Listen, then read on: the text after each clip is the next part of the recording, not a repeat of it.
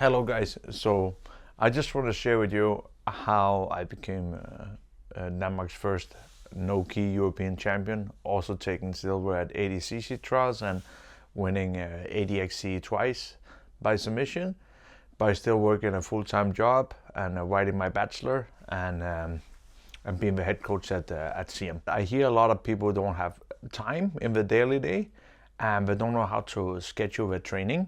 And for me, when I was writing my bachelor and both have to do an internship at the same time, it was very hard.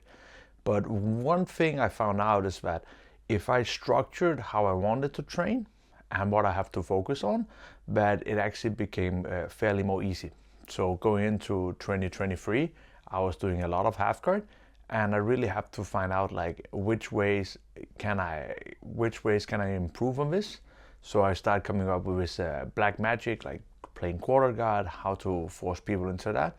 And I'll mostly do that in the morning, because in the morning I have to teach class at 7, but I have to leave at 7:45 to be at work at 8. So I have to go down, take a shower and everything.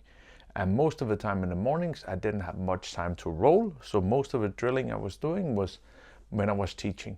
But I think one of the things I did well back then, when I had that job, is that I was constantly thinking on ways I wanted to improve for my jiu-jitsu. I was constantly thinking of what I'm working on. And I think like nowadays, we're not really having a plan and we're not really have anything structured. We're just going into trainings or we're just going into teaching with what we feel like we want to do. We're just going in there to sweat. It's okay, but you're not going to get the results you want. And you need something to reflect on. So for me, it was really like, how can I get as good as on my game as possible to be ready to compete? Because I could not train 3 times a day. And the thing was, with the job I had was very taxing. Working with elderly people, have to feed them, have to put them to bed, have to clean them. So constantly like working with them and like pulling them up and stuff is also physical, also mental training. So what I found out is that having a structured plan of what you're drilling and what you're working on is really good. And then when I was done with the work, I will go home, have a short little snack, and then I will go teach the evening class. And in the evening class, I will roll as well. The thing about me is that I have been coaching and training for 10 years. That's how I've been doing it. I've not had anybody to teach me. So the way I always feel like I improved and how I feel like a lot of my guys improve a lot better is whenever we start to reflect and think on stuff. So instead, like what I just said before, instead of just coming in and trusting your coach, but you're coming in with a plan for yourself, and you're also coming in with the plan the coach has. So at that point, you can start to like pyramid your steps all the way up and get better.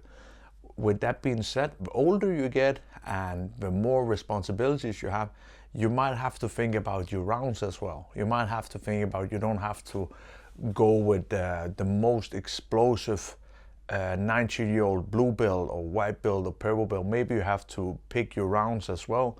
And maybe you have to do 3 rounds, 5 days, instead of doing 6 rounds and only come 2 days a week, just so you have more mat time. Because whenever we have a full-time job and whenever we have responsibilities with wife, kids, so on, we need to find out like how can we spend the most amount of time on the mats. And I really feel like if we want the most out of our time on the mats, we need a structured plan, and we need to follow it to like the toe. You know, you need to follow it all the way through, not just halfway through.